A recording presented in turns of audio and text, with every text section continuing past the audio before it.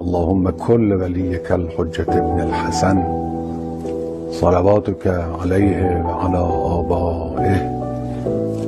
في هذه الساعة وفي كل ساعة وليا وحافظا وقائدا وناصرا ودليلا وعينا حتى تسكنه أرضك طوعا وتمتعه